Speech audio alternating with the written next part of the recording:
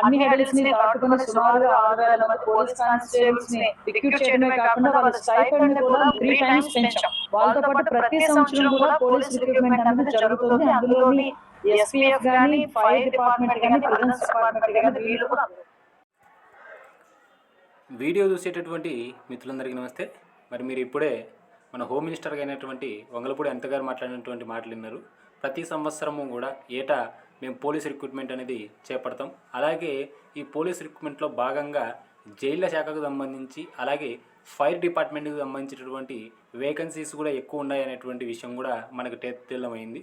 So ఎవరైతే police ఉద్యోగాలను టార్గెట్గా పెట్టుకుని ప్రిపేర్ అయ్యేటువంటి అభ్యర్థులు ఎవరైతే ఉన్నారో వారు నోటిఫికేషన్తో పని లేకుండా మీ యొక్క ప్రిపరేషన్ను స్టార్ట్ చేయండి.